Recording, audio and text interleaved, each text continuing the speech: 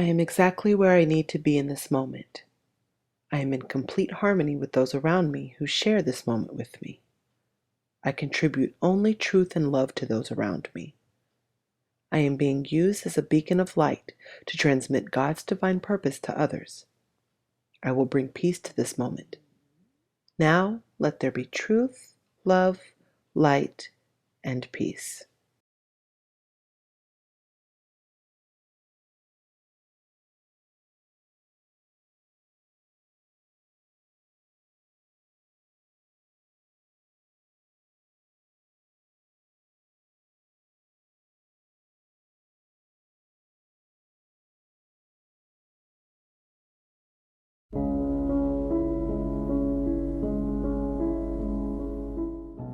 When one meanders about her tedious life in oblivion, she is likened to being asleep.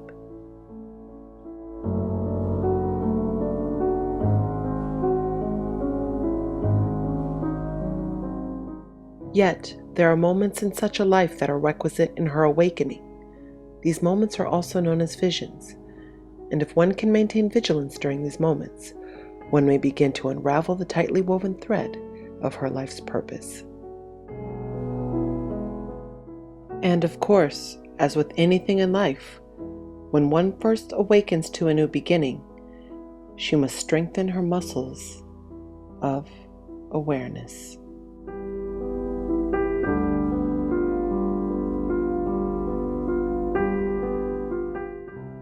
This gets easier with time, and when one strengthens a certain muscle, it is nearly impossible for the other muscles to be neglected.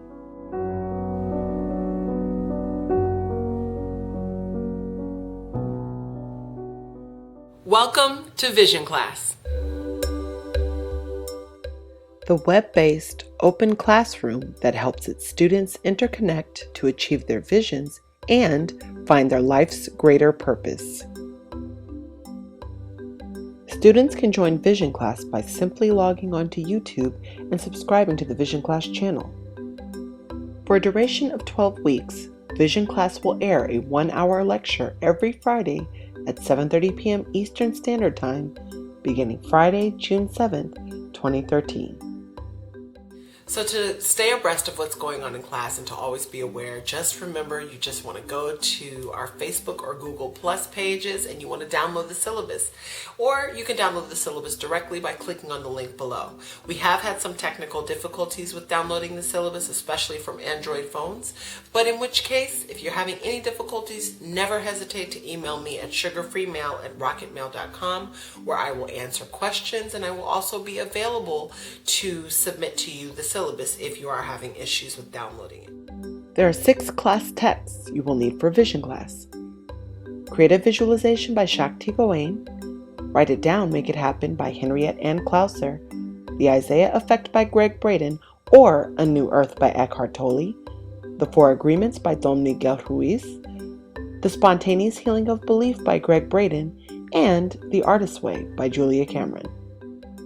Now remember, there are many ways to get creative. You can check out books from your local library, you can rent books, you can borrow them online if you're already in college. There are a lot of campus connected libraries where you can check out books for 3 weeks at a time. Because remember, the whole purpose of Vision Class is to interconnect, is to share, is to gain everyone's insight and testimonials such that your own vision is fueled. We want you not only to find your visions in life, but we want to use those visions as points on a map to help you figure out your life purpose, your life path. In fact, because of the energy that is surrounding this class, a viewer has very consciously and very kindly contributed a link to Eckhart Tolle's A New Earth, one of the books in our Vision Class syllabus. So if you can't afford all of the books or you're not figuring out which way to go, don't worry, there are resources for you in this class. We will not leave you hanging.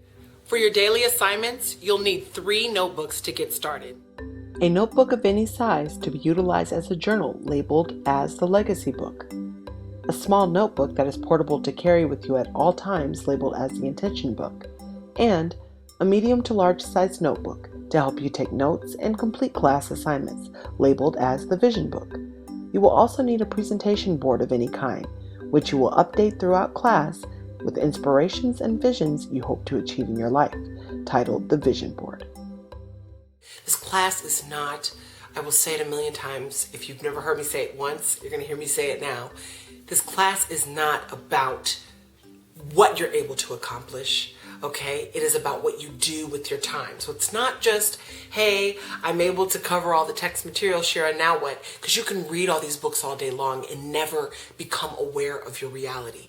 No, this class is about how you connect to yourself, how you connect to your creator. How do you do that? By what you put into the class. This is about how to interconnect with your fellow students and find a way that works for you, such that this becomes a habit. And once this way of life becomes a habit for you, you will notice how easy it is to incorporate the elements of this class into your life. Today in Vision class, we discuss all the tools you will need to make your experience as seamless and successful as possible. Today's reading are the Introduction, Spiritual Electricity, and the Basic Tools chapters from The Artist's Way. Today's assignment is begin your morning pages, set your artist date, focus on filling the well, begin jotting down any dreams you may have in your vision book, and post any comments, thoughts, or any of your responses to the actual assignments on Facebook and Google+.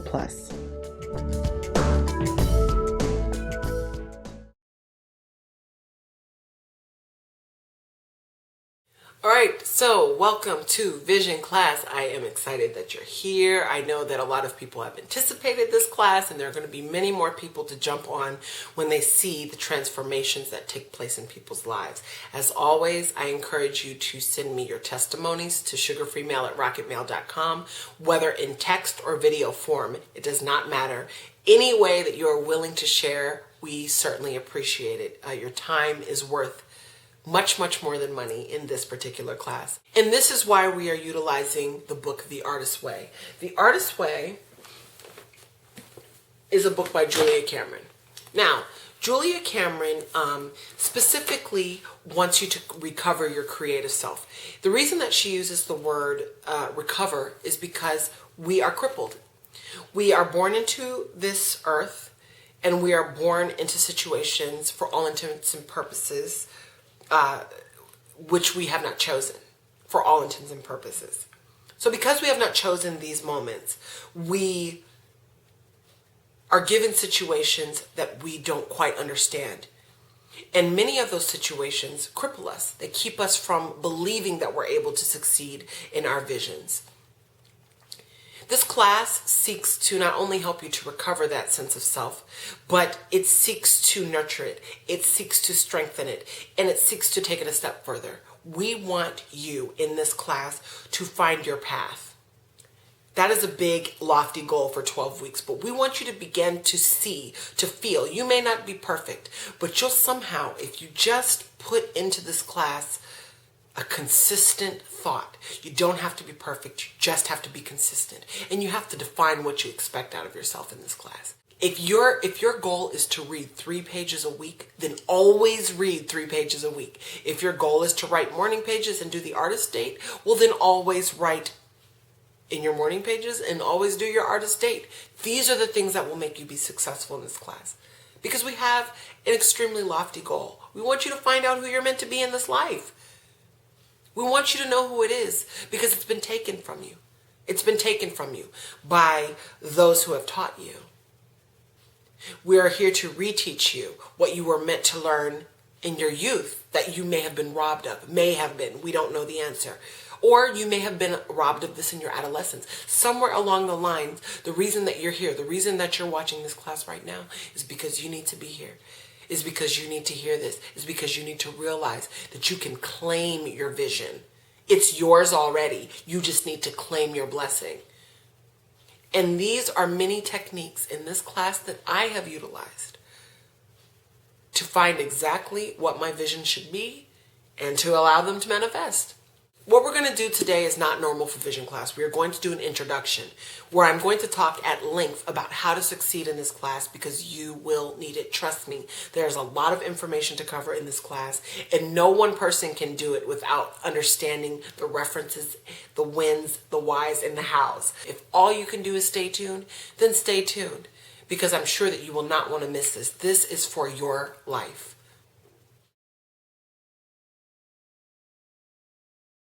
So, because we want you to be successful in class, we're going to help you review. Every time that you come to a lecture, you're going to find out what this lecture is going to be about, and then you'll get a review of the lecture that you did prior, if there is one prior. And of course, you'll have the lecture, and at the end of the lecture, you will have a review and another preview. So we really want this information to stick into your head.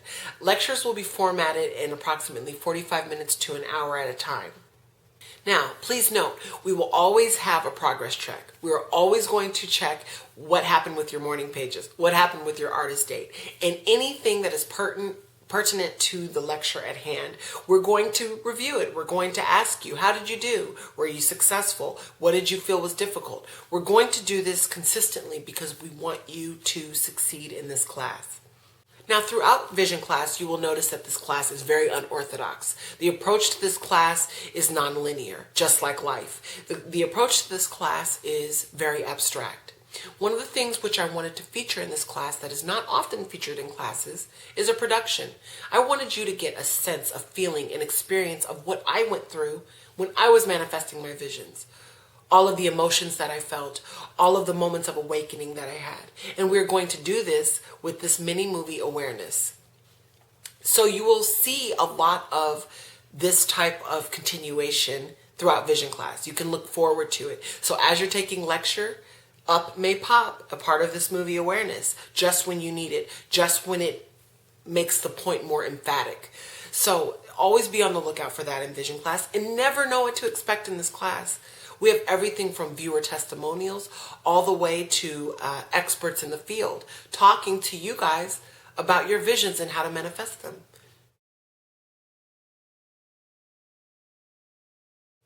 What I want to do now is take the time to talk about the texts that you are reading for class, why they're important, and what you should stay looking out for when you go to read these texts. So the very first text that you'll be introduced to today and throughout the duration of the vision class will be The Artist's Way by Julia Cameron.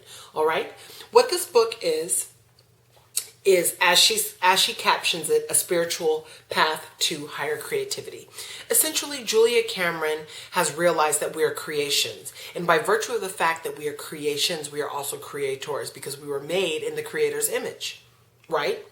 So because of this, we have to nurture our creative self. As I mentioned earlier, our creative self has been stifled. Our creative self has been strangled. Many times people do not support and nurture people's dreams. It is just the way of our linear, logical society that we do not nurture the right brain. We do not nurture the side of ourselves who we technically really are.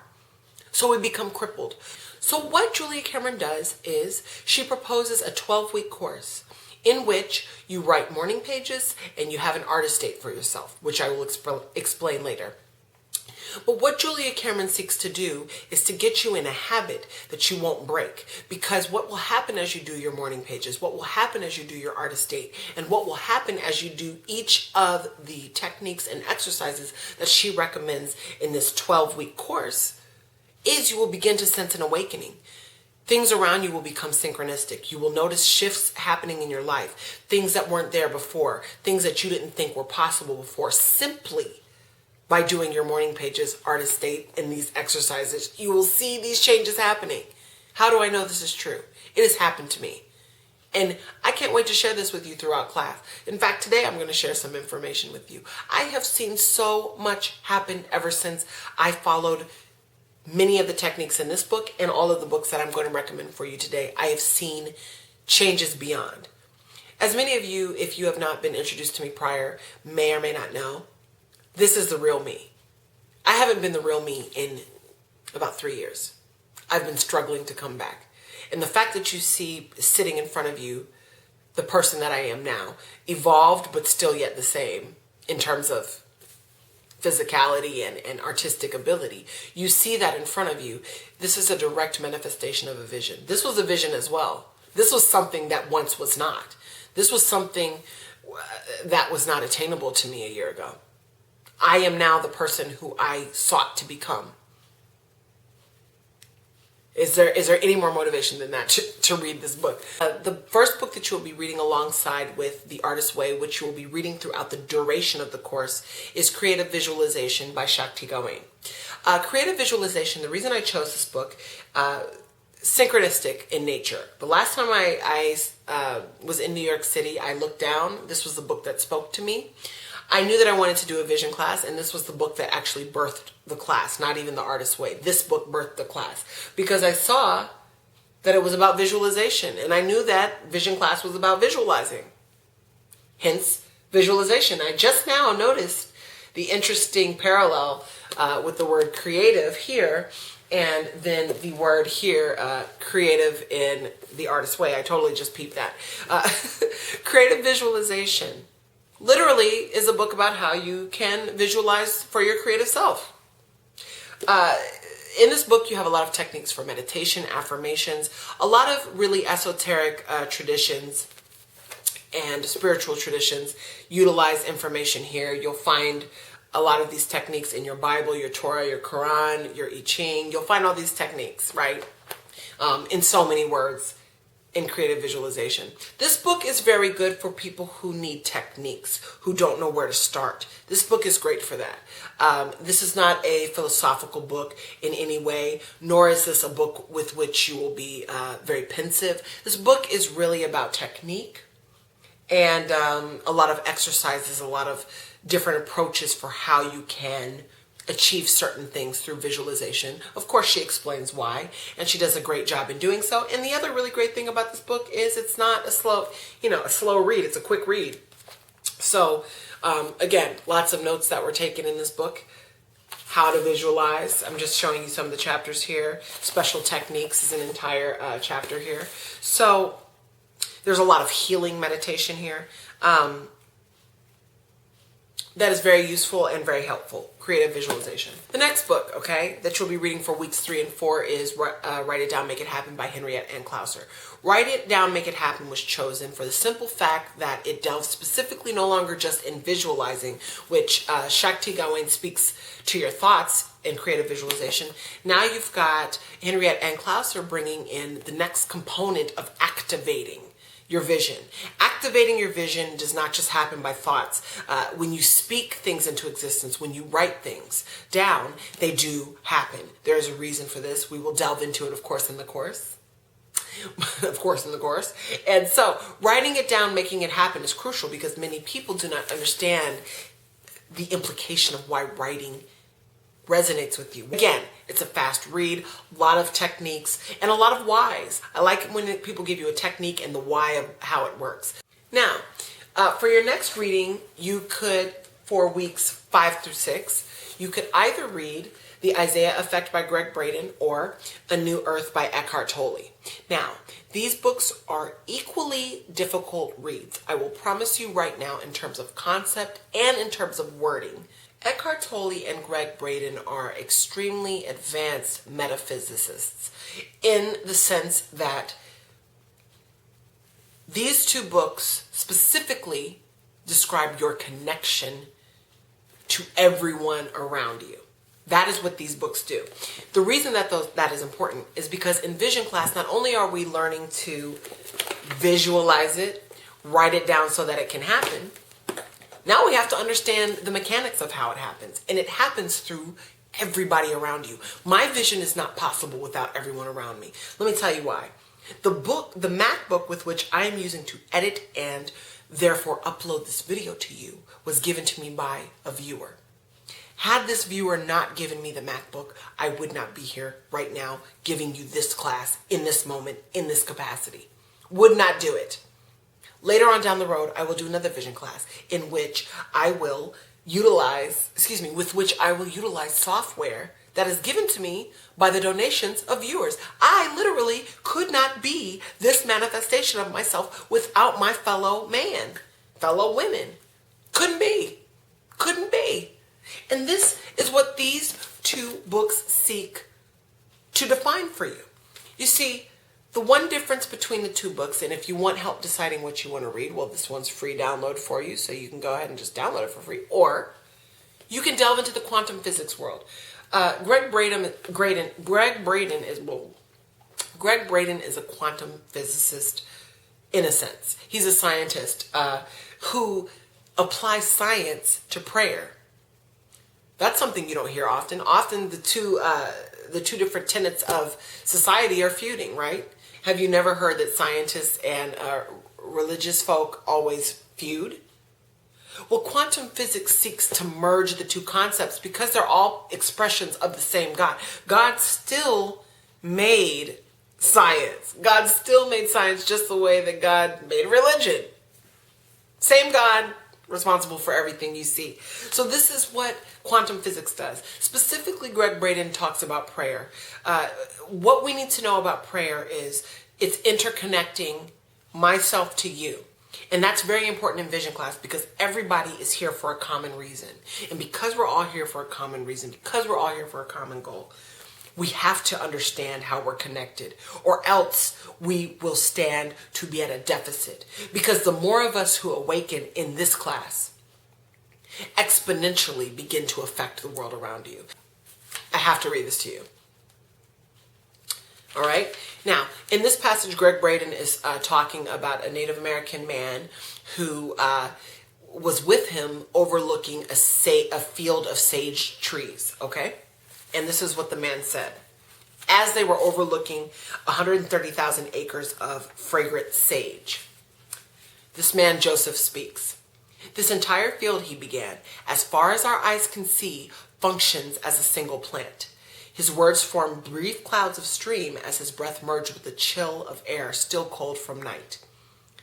There are many bushes in this valley, he continued, and every plant is joined to the others through a root system that is beyond our view. Though they are hidden from our eyes beneath the ground, the roots still exist.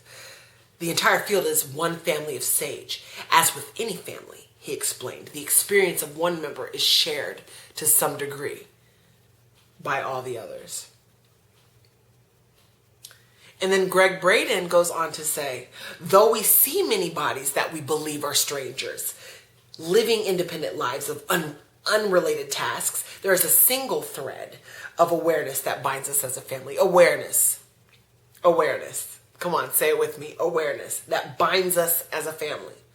Our connection is through a system that we do not see. Still, the connection exists as what some have called a universal mind, the mystery of our consciousness. Like the sage plants, we are all related during our journey through this world. In consciousness, there is only one of us here. This is why that statement was powerful. You and I, you watching me right now, whoever you are, you and I are now one because we are on the same wavelength. Hey, we're in the same place at the same time right now. However that happens to be, whether I've recorded this a few days ago and you're just watching it, or whether I'm recording it in real time and you're just watching it. We're in the same place in the same time. We're occupying the same energetic wavelength right now. If you're watching me, we're connected. Cannot see it, but it's there. You can't see your thoughts, but they are here. We are connected. And because of this very fundamental concept that I want you to explore like it was your last day on earth, honey, because of that, I know that your visions will manifest. Because of that simple concept.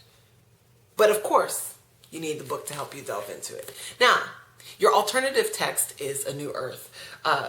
Awakening to your life's purpose. Interesting that he talks about your life's purpose. A lot of the similarities between this book and Greg Braden is not only talking about this interconnectedness, but if I may translate for this moment,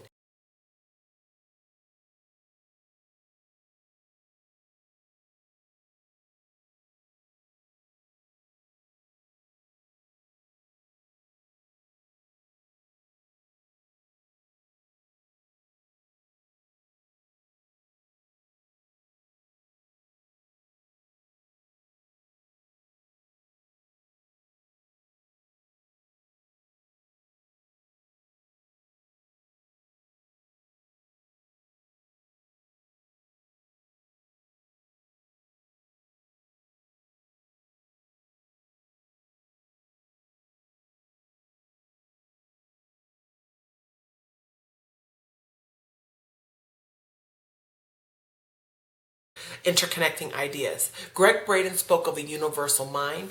In here, what you will hear Eckhart Tolle speak about is a collective consciousness. Same words. They're not saying the same words, but they're saying the same words. They're speaking about the same concept. They may not have said it that way, but that's because they're two individuals. But it's because of the interconnectedness that they can speak about this, and I can tap into the interconnectedness. I can tap into those roots, and I can understand what they're saying, even though they wrote those books separately, even though I didn't write that book. I know what they're talking about, and I know that they're speaking about the same thing, just like you will.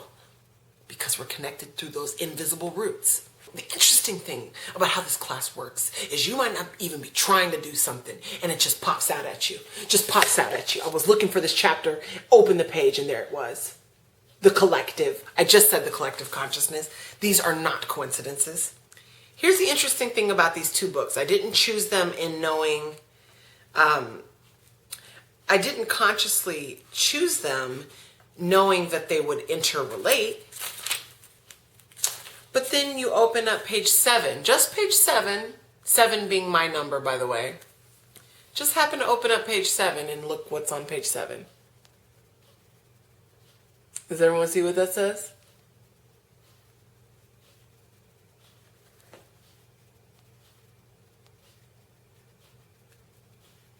A new heaven and a new earth. A new earth. Two different books. I had no idea of this. This is what we're talking about when we say synchronicity. Well, Shira, that's just a coincidence that Greg Braden's talking about a new earth. It's no coincidence. I need you to know that in this class. I need you to go ahead. If you're going to watch this class, you need to embrace, open that mind up, baby. No coincidences. None. All right? Because a new earth, and now we are not translating. They're talking about the same new earth, but it doesn't matter. Because sometimes an author is going to hit the same point as another author and they're going to articulate it in exactly the same way. And sometimes they're not. But the reason that they don't is because as individual as they are, you are. So you may not resonate with universal mind. You may resonate with collective consciousness. I know I did. That made sense to me. Everybody is one of these sage trees in these 130,000 acres of trees. Each one of us is one of those sage trees. We all have roots connected to one another. And if I am hurt, someone feels it because we're connected. And because someone feels it because we're connected, I know that we have the same mind that we tap into. If any of you have seen the movie Avatar, you'll notice that the little Na'vi people will take their braid, they'll connect to a tree. There's no coincidence. This tree is what? Just like the sage tree, which has what? Interconnected roots, which we cannot do what? We cannot see them. So because we cannot see the interconnectedness of these sage trees underneath this ground, all right, but we know that it exists. It's there. We don't have to see it to know that it's real. The Na'vi people were trying to show this to the general masses in their practices. These are people who understood the interconnectedness to their ancestors. Not just people that are living and breathing now. I'm talking about your ancestors, taking it all the way back. And they would take their little ponytails and their hair and they would connect directly. And they would hear their ancestors. What a powerful concept. This is a great supplementary movie to watch, by the way. So if you're trying to decide whether or not to read The Isaiah Effect or A New Earth, ask yourself, scientific, philosophical. Scientific, philosophical. And that's your answer. And if nothing else, free. Okay? So just go read this one. It doesn't matter. Same information spoken in different ways. I will show you exactly how that happens when you take this class. Now, because those books are so jam-packed with a lot of wisdom, a lot of knowledge, a lot of conocimiento, what you're going to have to do, translation, literally now, what you're going to have to do is recover. So week 7 and 8, you are going to do nothing but catch up, slow down, pre-read, reread, skim, do whatever you need to do to get back on track. And then when you come back, breath of fresh air, you're going to get to read the 4 agreements. Very quick read. In no way does this mean that the material is now less advanced. It's actually more advanced, very similar. But this book is really cool because it ties in everything that you have read thus far. But it seeks to attack, I don't want to use the word attack, But this book does seek to change your perception of your reality right now. And the reason that this book seeks to change your perception of your reality is because it's going to challenge your reality. Something that you may not have ever thought exists in this book. A truth that you have never even begun to grasp exists in this truth. It becomes undeniable, in my personal opinion. And that is why I feel that this book is needed. It's a little baby-sized book. It's a little miniature quick read that will blow your mind and is absolutely needed to tie everything that you have learned up until this point all together in one tiny book. That's why this book is very important for vision class. And of course, weeks 11 and 12, you're going to read The Spontaneous Healing of Belief by Greg Braden. Now, since Greg Braden is a quantum physicist, and I think that quantum physics is in dire need of being disseminated to the masses, I think quantum physics is very important. Because quantum physics is in dire need of being disseminated to the masses. Why? Because people hear the word physics and quantum and get scared and have no idea what that means. Quantum physics literally is the scientific evidence of God. That's how I look at it. That's how I look at it. And that's how I'm going to explain it. Because I understand quantum physics. I understand it extremely well. And I find that to be highly uncanny, given the fact that I never consider myself a quantum physicist. So for me to understand these concepts means I need to bring them to you. And the spontaneous healing of belief is all about, love that word, spontaneous. Love this word, healing. Now, of course, you'll talk about healing in every last book that you will read for this class. You'll talk about healing. So this just takes that same idea of healing, and now it makes it the book title, and now it makes it the main point of the book. But even more important than that is this word spontaneous. I like this word because people don't realize how they can just tap into their reality spontaneously, simply by belief. Simply by belief. Of course, your precursor was Four Agreements, because Four Agreements talks heavily about your belief systems. Like I said, they will be shattered. So when you go into this book, you've already got all of this knowledge under your belt. The book is not a slow read. It's fairly quick of a read. It's not very long.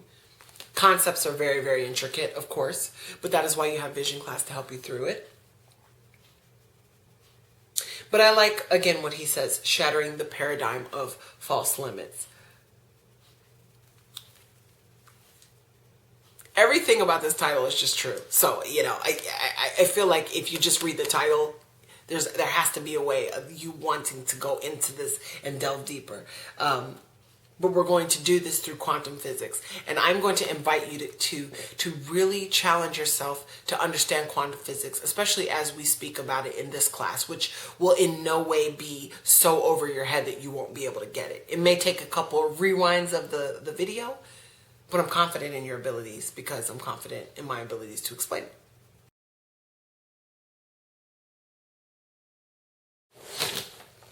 All right. So for this course, you're going to need several you're going to need several materials that are going to help you to get through this class. The first thing you're going to need is your legacy book. Your legacy book is where you're going to record your morning pages and nothing more, unless you want to record more than that. Literally, it's a journal.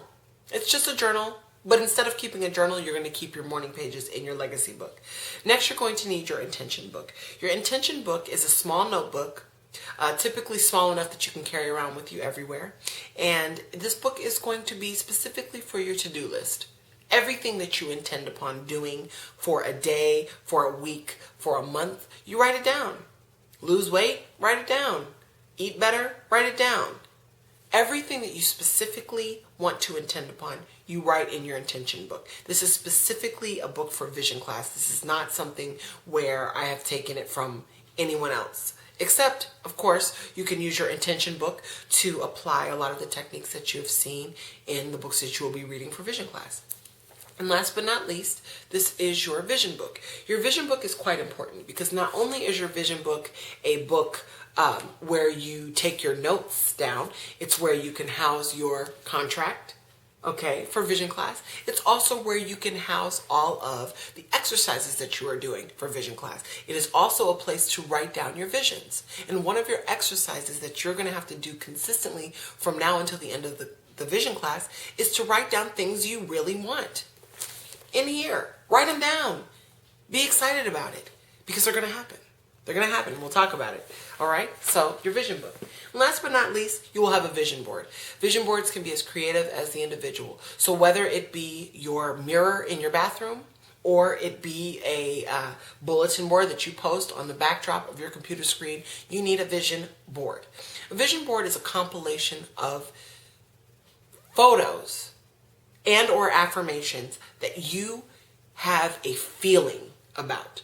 They're not just a vision board is not just meant for you to put all the fancy cars that you want to get in your future life, unless these cars give you an emphatic feeling.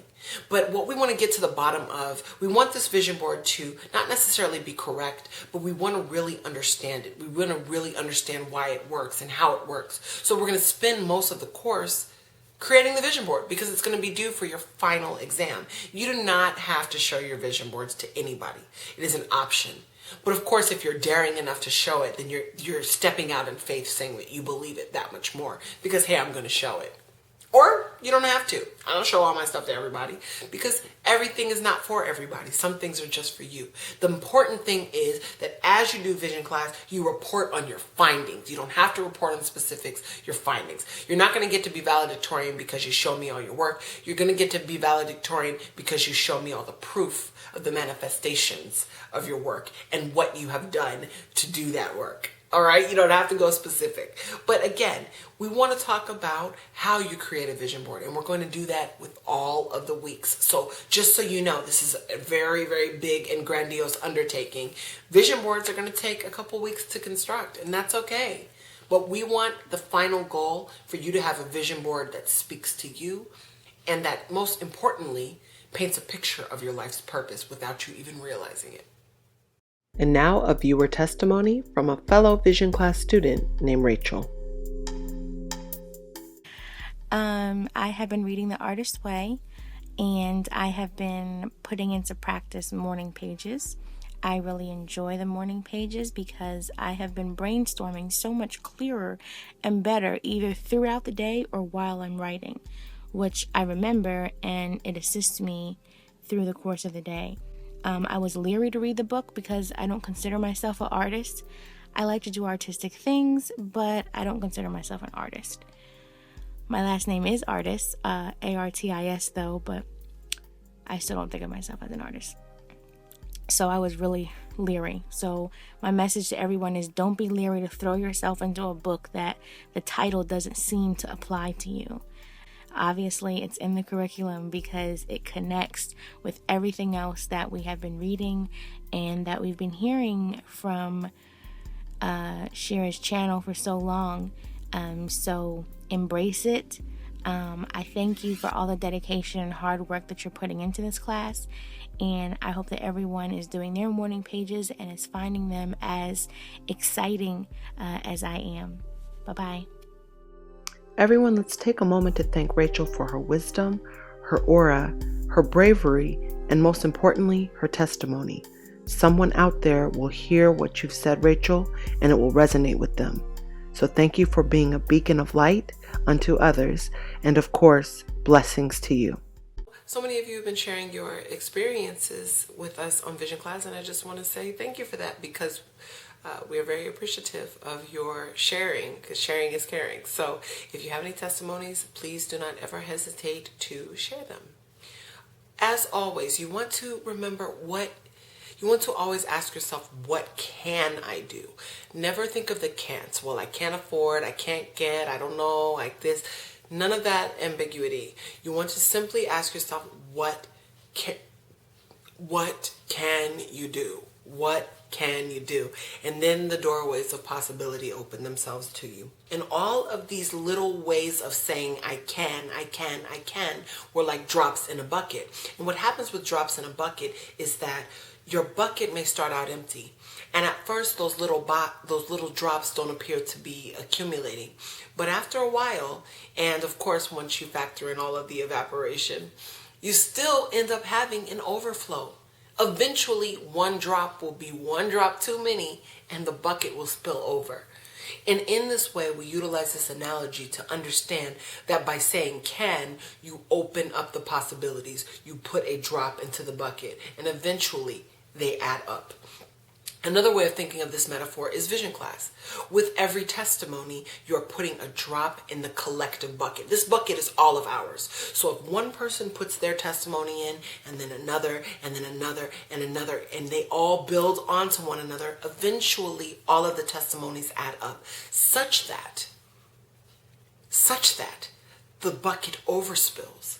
And everybody, because it's everyone's bucket is now overflowing, because it's all of our bucket. It's all our collective bucket.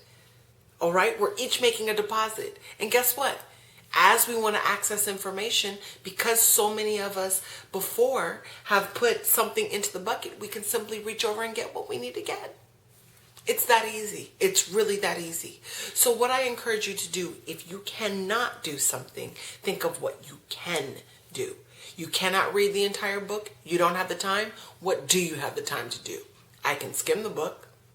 Oh, can you not skim the book? Can you read a chapter?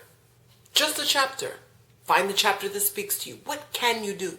And be consistent with that can. Whatever you choose, you stay on it. You do it like it is a religion. You do it like it is the only thing you can do. Because in that act of conscious dedication is the moment when the bucket spills over for you. These are the choice points. These are the moments of awakening and awareness that we are talking about, that we want you to have when you are in vision class. All right, so the first concept we want to really pull out from the introductory chapter of The Artist's Way is the following quote. We tend to think, or at least fear, that creative dreams are egotistical, something that God wouldn't approve of for us. What is interesting about this quote is the parallel that I draw from this quote to the narrative that you all saw depicted earlier, where I spoke about, of course, as with anything in life, when one first awakens to a new beginning, she must strengthen her muscles of awareness. This gets easier with time. And when one strengthens her muscle, it is nearly impossible for the other muscles to be neglected. The reason that I draw the parallel between the quote that I used in the narrative awareness and the quote that was used in the Artist's Way introduction is because we talk about this word strengthening, practice, taking time, repetitiveness, habitual.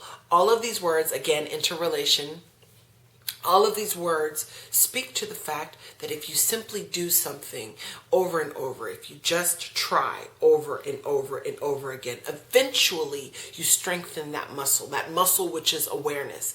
Our awareness muscle is not strengthened. We have been taught, as Don Miguel Ruiz will show you in later chapters, we have been taught to live in a darkness, in a fog, in a mitote. All right? We have dreamt, as Eckhart Tolle will call it, a pain body. We have dreamt for so many years. We have slept. I like to call it being asleep. We're asleep.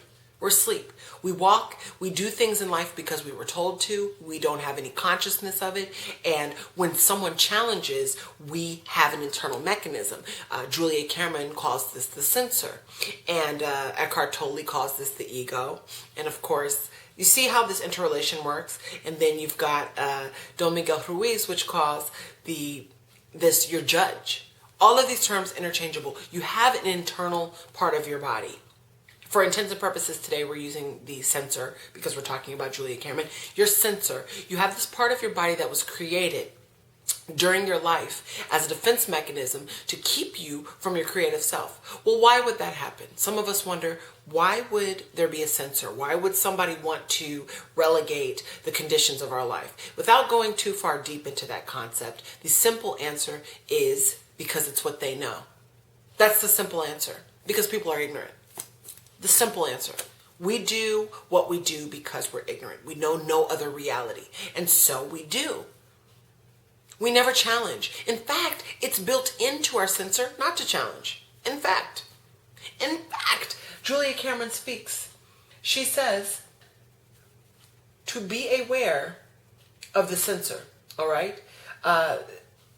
She said the censor resides in our left brain. This is, of course, in the basic tools chapter. The censor resides in our left brain and keeps up a constant stream of subversive remarks, often disguised as the truth. She said any original thought seems dangerous to the censor, which is leftover survival brain. I want you to really know this censor. What happens, and you'll learn this with Eckhart Tolle, and this will be the biggest mind that you will ever have when you are reading books in this course. Okay, I'm seriously. Because Eckhart Tolle will talk about this ego and how cunning and how guiling and how mysterious and how clever the ego is, right? Essentially, your censor is a part of you which has been created out of the ignorance in effort to preserve the ignorance. For the sake of preserving the ignorance. There's no other reason. There's no reason. There's no conscious reason of it. It is simply a subconscious mechanism.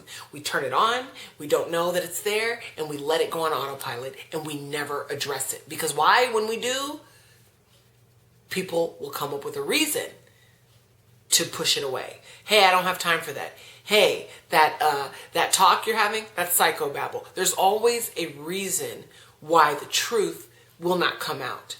All right? Because what it is people don't even want to connect to it because they are that programmed. You're that programmed to believe that you're doing everything you can in this life, and this life just happens to you. It just happens to you. You have no control over anything. That's not here in vision class. Because here in vision class, you do. You have control. And it's not just control. It's you have a connectedness to your purpose such that you'll know your visions so that they will manifest because you know that they're meant for you. And because they're meant for you, how could they not happen? And that is what we will do here. But we have to know the censor. This is not to say the censor is bad. A lot of times people will take, oh, the censor? Oh, man, we got to kill the censor. We don't kill anything. Everything is in balance. Okay? Once again, everything is an expression of God. So even our imperfect side is simply our physical expression of God. It is not God. It is not God purely. All right? It is an expression. An expression. If I take this paper and I tear this paper up, right? If I just tear it all the way up, this paper still consists of all the many pieces of torn up paper. All right? This corner, that if I rip this corner off, this corner is not the paper, but it is an expression of the paper. Do you understand what I'm saying? It's a piece of the paper. It's still from the same paper. All of the pieces that are ripped up are from the same paper. And put together, they become the paper, all right? But not individually are they the paper, all right? So the censor individually is not God. You individually are not God. We are expressions of. And anything that comes out of us, anything that we do, anything that this is very difficult for people to understand. The point of the artist's way is that Julia Cameron teaches you through habit to recognize the censor. The problem with the censor is not that the censor exists. The censor is allowed to exist. Again, expression of God. Just another component of God, just another way. Why? Well, sure, if it's negative, why is it of God? Well, why would God allow the censor if the censor were not supposed to be there? God, all-powerful, will allow things. So they're expressions of God. Why? Because, of course, they lead you back. If they were not expressions of God, they would not lead you back to God, now would they? Look, sometimes it takes a massive earthquake, a massive a catastrophe of sorts. It could be a man-made disaster. It could be a natural disaster for people to awaken and understand God. People don't understand it that way, all right? Sometimes people will hear my words and say, oh, Shira, well, that's not how God manifests. That's horrible. Those things are horrible. That is not of God. That is of the other force. But just recognize the fact that the other force is allowed is where God is working. God is even using the other force just to bring you closer. Now that is deep, isn't that? It's not just that, hey, these things exist. It's why do they exist? And this is what vision class is for. So you have to be aware of your sensor. You have to understand this.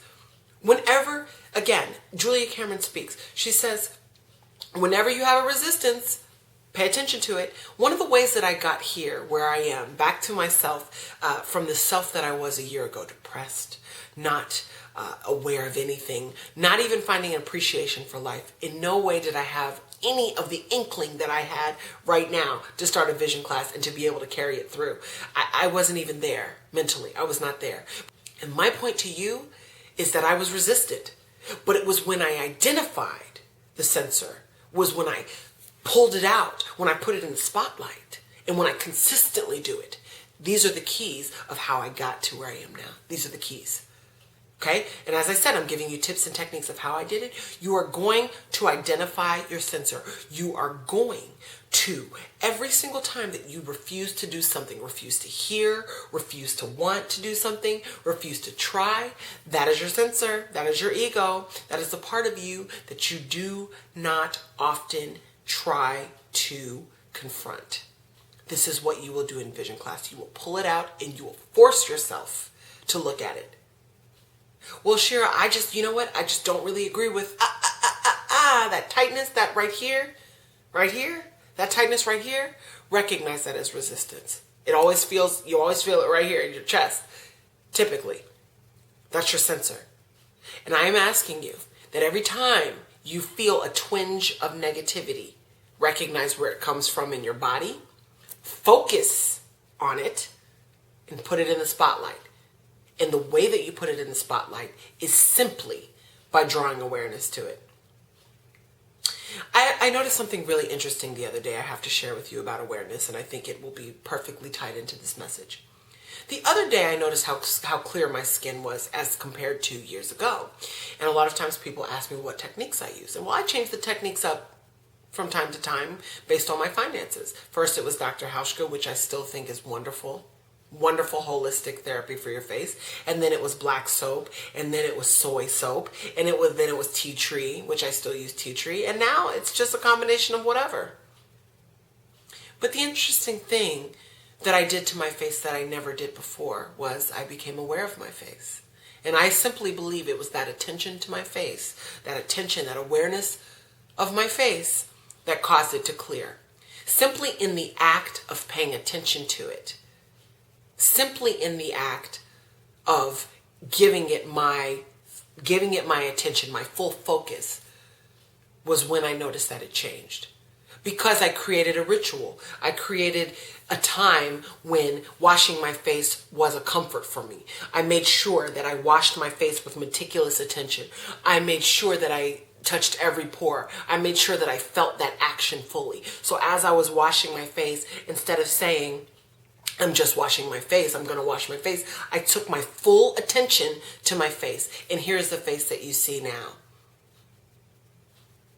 The only time I get a pimple is when it's related to extreme levels of stress, and I kid you not. No pimples. Some may say this is hormones. Some may say this is what was meant to happen. But I'm here to tell you this is a reality that I have chosen by putting my attention to it. This is something that I noticed.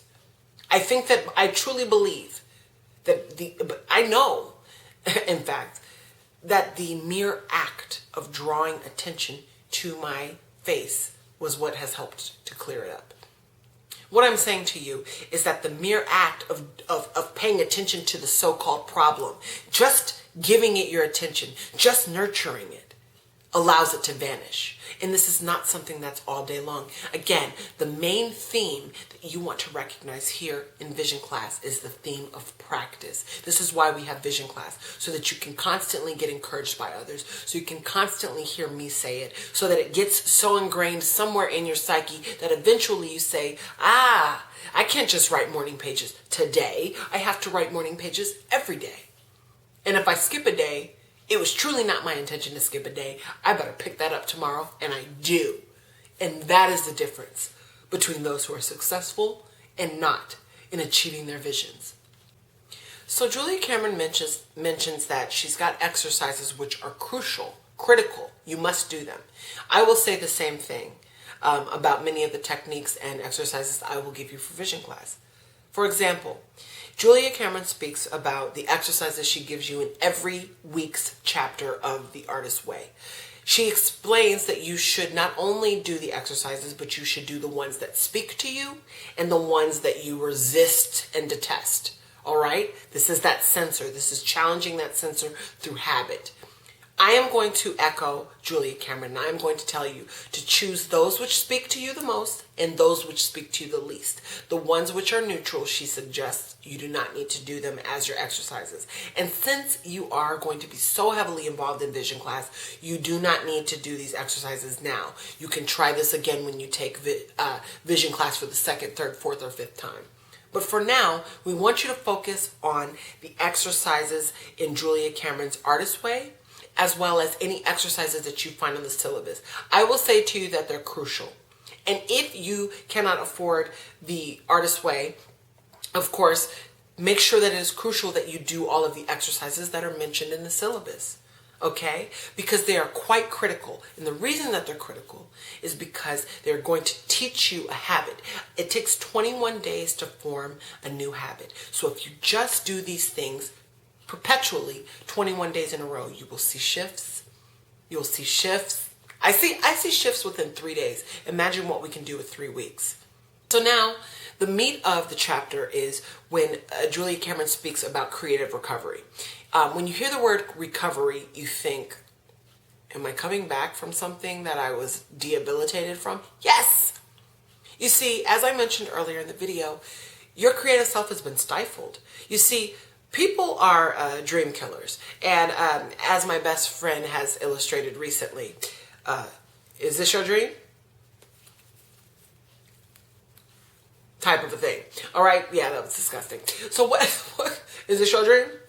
Is that your dream? This is what people do. Is that your dream? Step on it. Okay, so this is what is being done to you. And if you haven't recognized it, then you have a darn good support system. But I'm just going to tell you, most of us don't have it that way. This is your support system, this class. Class is here to remind you that, guess what? While your dreams may have been crushed, all right, what are your dreams? I don't know. They're typically far-fetched and things that you think you can't do. Whatever they are. Think about it. Spanx was a dream once. Spanx. Really strong control top pantyhose without the pantyhose. See my face? That's your job? Yes, I'm a billionaire. Wow. Okay, that's what I'm trying to say to you. Dreams. Hey, I'm the cake boss. Really? That your job title is cake boss? Yes, that's his job title. What I'm trying to tell you is, nobody has a real job. Nobody. The only reason that jobs exist are because people buy into the jobs that were set forth for them. Social worker. What if we didn't want to call it a social worker? What if we wanted to call it a light worker? We could, but it's called social worker. And now, if you're a social worker, guess what? Your title is social worker because guess what? Someone told you your title was social worker. Yeah. If you're a doctor, guess what? Someone told you that's what you're called. Well, hey, isn't that the obvious choice? No, you could be a healer. You could do the exact same work of a doctor and call yourself a healer. You see what I'm saying? These things are arbitrary. These things are relative. This terminology, this terminology, it's irrelevant. Who are you? Okay, you might be a doctor and a lawyer. All right, you might be a brain physicist. What the hell is that? I don't know. It might be a job. You see what I'm saying? You watch the movie The Social Network. They say here at Harvard, we believe that inventing a job is better than finding one. If Harvard's going to tell you that, you're not going to believe in your own dream. You might want to design jewelry. That might be your dream. Well, share millions of people before me have had that dream. And why not you? You're still your own individual. Your jewelry dream may be bigger than the jewelry dream of those who have preceded you. And then you might be the next big thing. You never know who you're going to be, but you have untapped potential because your dream has been crushed. So this is creative recovery that we're talking about. Julia Cameron is talking about creative recovery, where Creative recovery simply means that you are finding yourself again, the self that was thrown in the garbage. It's not gone, it's just you have to recover and find it. You're recovering not from your creative self, you're recovering from your logical self. You're recovering from the self that has stifled you, okay? Because everyone stifled you. First, everyone stifled you. Now you stifle yourself. So this is the key in how we're going to recover ourselves. We're going to start off with the artist's way. And in creative recovery, Julia Cameron mentions that you will go through what's known as a withdrawal process. As Julia Cameron states, we are mourning the self that we are abandoning, right? We're mourning the death of that self. I'm here to tell you, I'm in a rebirthing phase of my life. Never have truer words been spoken, Julia Cameron. I have mourned myself. I'm wearing black nail polish for that reason. Yeah, seriously. I am in this. I wear a lot of black. I'm mourning myself. Why? Because what happens to a butterfly? It starts off as a raggedy muffin caterpillar, or a ragamuffin caterpillar, and it goes through the cocoon and it goes through the stages, and then it comes out and emerges a butterfly. But it's going to have to go into that nasty cocoon, which is disgusting to look at. I'm sorry. Okay? But there's, if you knew what was happening underneath there, it takes time. And we wait and we wait. Have any of you done this in science class? Where you take a caterpillar and you watch it go into its cocoon and you wait forever? Like, when is that thing going to come out of butterfly? And it comes out of butterfly and you're like, the marvels of God. The marvels. I mean, is that not insane? Did you see a caterpillar before it became a butterfly? It was hideous. And in the same life. This wasn't no new life. He didn't die. No, he just went in a cocoon and temporarily got things added on. But guess what? He had to go through some stuff. He had to be in a cocoon for a while. This is us. This is the artist's way. This is what we have to do. We have to go through this excavation process, as Julia Cameron states, where we are going back inward, okay? We've lived all in this physical reality. I'm here to tell you guys, you live in your physical reality, this is nothing. The Buddha said everything visible is empty. Well, damn it, it's true. This, what you see, this body, guess what? It dies. In fact, just almost in a sick twist of fate, God just always has to show you that, guess what? When you die, you don't just die. You're just no longer there. You stink. You decay. All right? You actually create a physical odor to demonstrate to the rest of the world, just so you know, as an emphatic point of reference, that this body is nothing. And that mirrors everything outside of this body. Anything else that's physical is just like the body, a shell. It is inside, it is inward that we go to begin to understand who we really are. That is why we do not ask everybody else who we are. We confirm with ourselves first. Confirm with ourselves first. And then we can begin seeking answers outwardly. But first, you go in. And this is painful. Because once again, every idea that you've believed, you've held on to that idea. You've become addicted to the idea of it. You've believed it so strongly, so fiercely for so many years. Imagine an entirely new way of life. Imagine an apocalypse right now. The entire world turns black. The sun is black. The water in the rivers dry up. You have very little oxygen because all of the forests are set ablaze. Imagine an Armageddon, if you will. You can't. You can't even imagine it. Why? Because you go to the corner store and get your canned food. Imagine having to make all your food from scratch. You have to go out and hunt your food. You have to find your tomatoes and crush them. You don't get to go buy canned tomatoes. You don't have that luxury. Money means nothing. But we can't even think of that type of a world. We can't even conceive of that type of a world. Well, I'm here to tell you, you're going to have to go through that type of an Armageddon, except within. And that is what, again, this creative recovery is all about. It's going within, and it is taking that information and it is destroying everything that you know and recreating it from scratch. It is a painful, painful process, and people say, why do I ever go through it? So that you can come out a butterfly. Just like you're going in rehab, you're not going in rehab for drugs. You're going in rehab for the false self that you have believed that you are. And you are recovering to the higher self that you actually are. You actually are. We're actually going to go find our real selves in this class. Isn't that fun? So we talk about, Shira, how do I find myself? Well, this is it. And in creative recovery, you have withdrawal. You're going to have pain. Why? Because life as you know it is done. Yeah, if you enter this black hole, honey, you're not coming back. And I'm telling you this right now.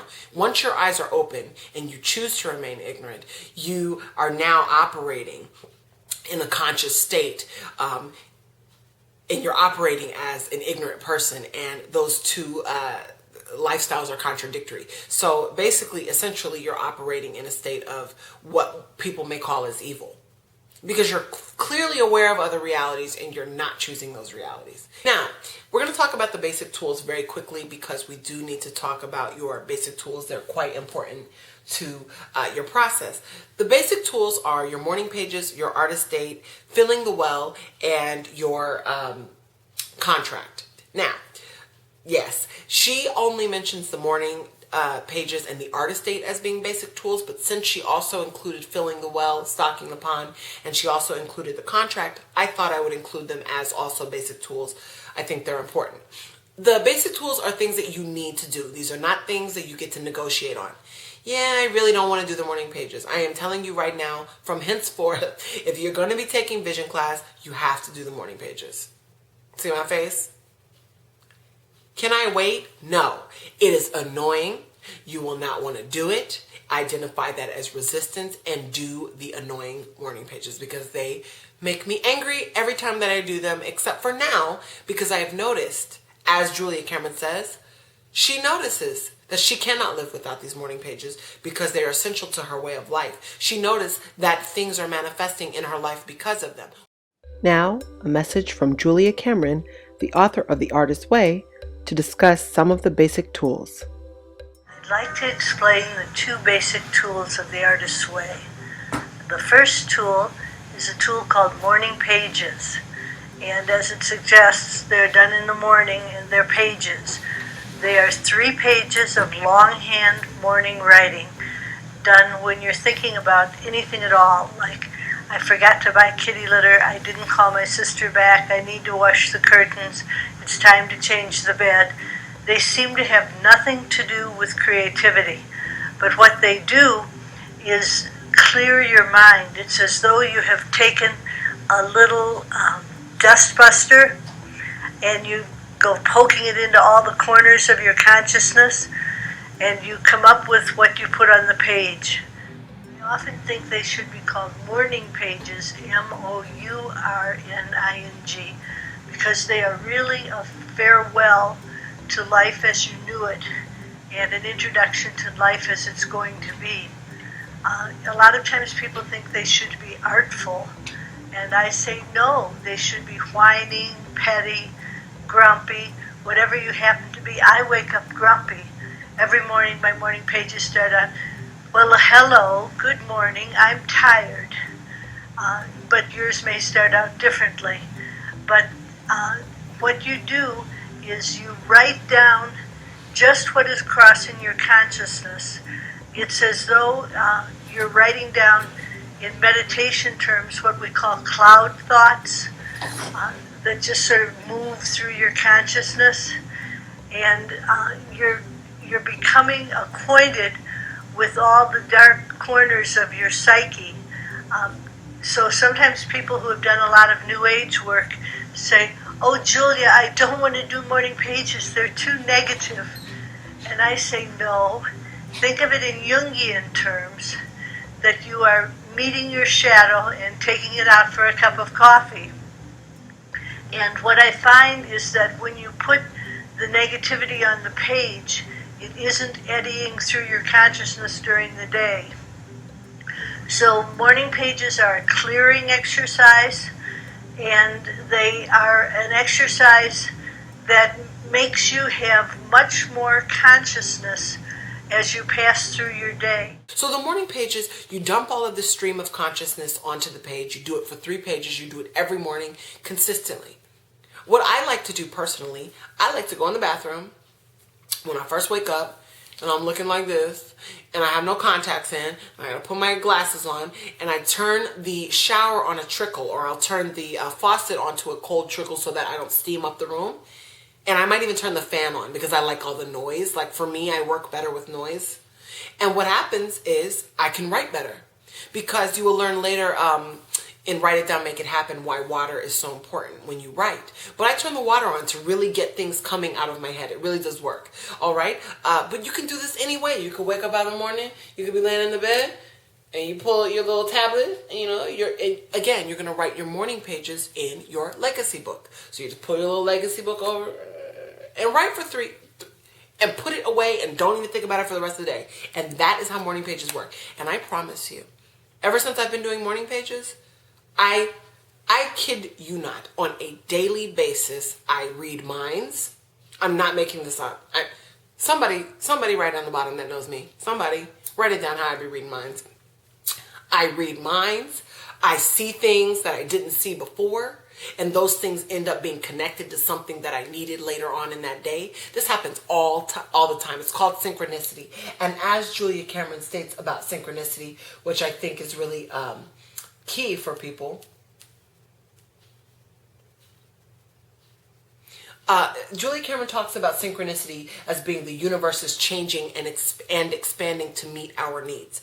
So in this way, anytime you witness synchronicity, synchronicity is just a moment when you notice that everything is in alignment. And the reason you notice this moment, Tay Queen, someone who will be debuted on this vision class a little bit later, mentioned that one of the reasons for synchronicity is to draw your attention to the moment. Because what happens is we do mill about our day very aimlessly, very unconsciously, right? We might be driving, but we may not be consciously driving. We might just be driving because it's a routine. How many of us drive with intention? How many of us drive and turn the corner and are fully in the driving experience? No, because we're on the phone, because we're texting, because we're listening to music. We're not fully submerged in our driving. But what if we almost have an accident? That is a moment, synchronistic, if we can catch it, where we can find ourselves drawn back to the moment. We're no longer on the phone. That's not important anymore. What's important is what's happening right now.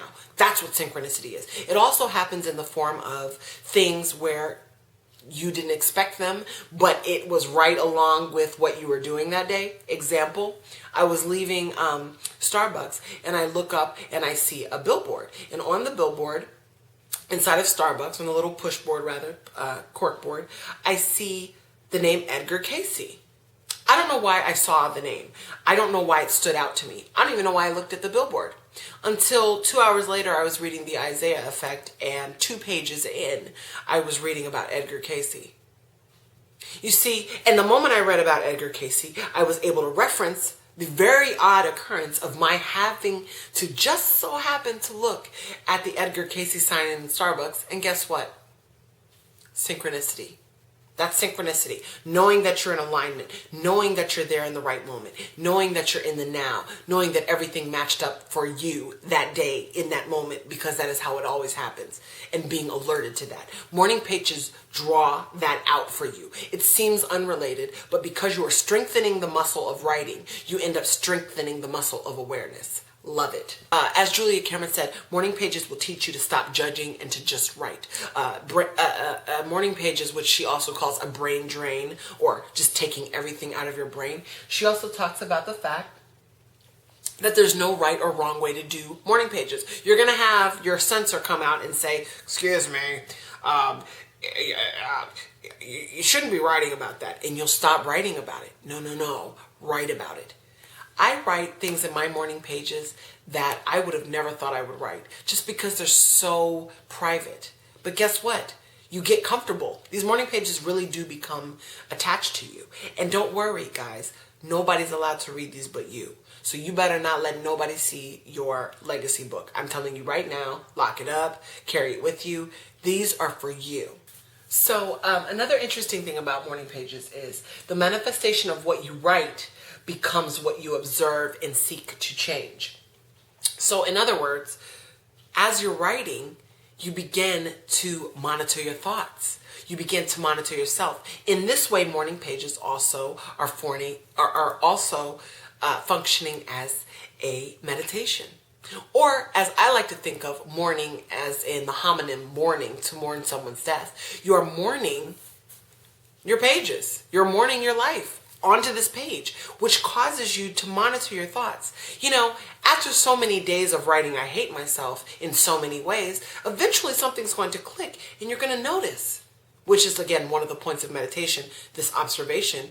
You're going to notice, wait a minute, I notice that I write this a lot, and it draws attention to the moment. Once again, morning pages are awesome, non-negotiable, do them. And as Julia Cameron says, you do anything, you write about anything until you have filled up 3 pages, honey. Even if you write, I hate this, this sucks, for 3 pages, then you do it. All right.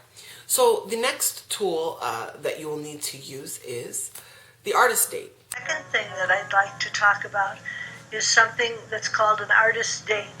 And it has 2 parts, artist and date. And what you do is you plan a once-a-week festive solo expedition. You don't take any of your significant others with you. You don't babysit your niece. You go out by yourself and you do something that sort of pushes your comfort level a little bit. It doesn't have to be high art. You might go to an art supply store. You might go to a fabric shop. You might go to a museum, but you don't have to go to a museum. What you are trying to do is sort of enchant yourself. When we say date, we mean wooing. So an artist date is wooing your own consciousness, and it's something that people have enormous resistance to. You would think when I say, now once a week I want you to go have fun, everyone would go, oh goody, and go do it. But what I have found through 25 years of teaching is that people are reluctant to go play. It's as if in America we understand the work ethic, so we will go work on our creativity, but we won't necessarily go play on our creativity. And yet playing is absolutely necessary, because when you make a piece of art, you're drawing from an inner well. And if you are working hard at your art, you're fishing from the inner well. And unless you refill it with images and experiences, you go to fish and there's nothing there. So with an artist date, you're refilling your consciousness. So you find a day, you find a time that feels good to you, you find a location, you make it pretty, make it a little ritual. You go get you a pen you like. I don't like this one, so You go buy some pens. I love this one right here. This is really exciting, all right? You get a notebook that you like. You get a space that you feel good in. Some of you all, again, we all talk about the cans and the cannots. Sometimes people are so caught up with how they can't do it, they don't see the resolution. But I am imploring you on the artist page. You write about that. I am imploring you on the morning page to write about your frustration about your artist date and watch a place and a time materialize for you. Watch a place and a time materialize for you. Sometimes we don't even know what materialized. Sometimes we're doing our artist date and we look up weeks later like, oh, I've been doing my artist date this entire time and didn't know it. I certainly was. I've been doing the artist date now for about 3 months. Not identifying it as such until I started doing vision class. So not only are you going and finding inspiration, all right, but you're doing things that sometimes are mundane in order to replenish your well. She talks about S words: shaving, scrubbing, swimming, sleeping, singing. Find words that begin with the letter S that are repetitive actions. Okay? Scrubbing. If you clean your house, this actually is filling your artistic well. It seems very counterintuitive, but it is. And the reason that is filling your artistic well is because, once again, you cannot overfill. right? If you're eating and you eat too much, you feel bad, but if you don't eat enough, you're starving. So you've got to find the happy medium. Happy medium being that you, in your artist state, you can do many things. As I said, in your artist state, you could find yourself cleaning, which we call scrubbing. You could find yourself singing. You're filling your well. It could have totally nothing to do with what your artistry is. You might be, you make jewelry. And you say, during my artist state, I'm going to sing. Well, how does singing have anything to do with making jewelry? It has nothing to do with making jewelry, and it has everything to do with making jewelry. Because as you do a repetitive action, as you do this, what begins to happen is you clear out. You clear out space for inspiration to come in. All right? Because you're not thinking of this action, but by delving fully into the action, you clear up the space. So not only are you singing, but you're singing with a purpose. You're singing with an intention. And what happens is you sing it fully, you sing songs that you really like, and guess what? A day later, I have inspiration for my new bracelet, and there it is. And you don't know where it came from. It came from filling your well. Another thing that you can do during your artist date that I suggest because you're doing vision class, now is the time during artist date to take your notes, to go over all of the readings that you've done for vision class and to take your notes or to do the exercises. Again, this is a 2-hour period of time, and Julia Cameron especially suggests that you do this with things that you are passionate about.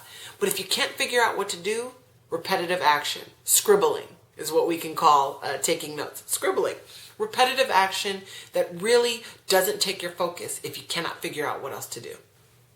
And last but not least, you're going to fill out a contract. Julia Cameron suggests that you fill out the Artist Way contract because it's a way of holding yourself accountable. I'm going to tell you that it is your job for your assignment. It is literally your assignment to post to either Facebook, YouTube, and or YouTube will probably not allow you to post it. So you can send it to an inbox. You can send it to my email, but you must post your contract either to me, Facebook, Google Plus, and or to my inbox at YouTube.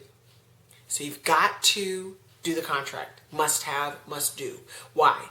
This is how we say we're a member of Vision Class. This is how we hold you accountable. This is how I can ask you, how's it going? This is no pressure. This is not to, hey, I'm going to be the Artist Way contract police. I'm not going to come to your house, and arrest you. But this is so you feel the inner urgency of yourself to create these habits and make them part of your daily life. This is the fun part of what you're going to do for your assignment this week. Begin writing down your wildest dreams. You want to go to a safari in Africa? Write it down. You want to climb Mount Everest? Sorry, it's just not my dream. Write it down. You want to become a ballroom dancer? Write it down. Becoming a ballroom dancer was the wildest of my dreams. I told you I didn't tell people like that. So you have to find the part of your dream that, the thing inside of you, because many people don't know what your visions are. The thing inside of you that you've been dying to do, that you haven't done, that you don't know how you're going to do, that's your vision, and you write it down. The thing that when you think about it, it gives you the feeling of saudade, which is like, the Brazilian word for this sort of nostalgia of a place that you long for. You want to get to this place where everything that's in your vision is something that you feel. It's something palpable. It's something that no one can take away from you. Something that you dream about at night. Something that you've thought about for years. Something that's secret. Usually it's really secret and juicy. Write that in your vision book. Write it in your vision book. And if you dare, post it to Facebook. Post your findings. Post your questions. Post your comments. Post your journey, your aha moments, anything. Videos to Vision Class. Thank you so much for joining us. Peace and peace.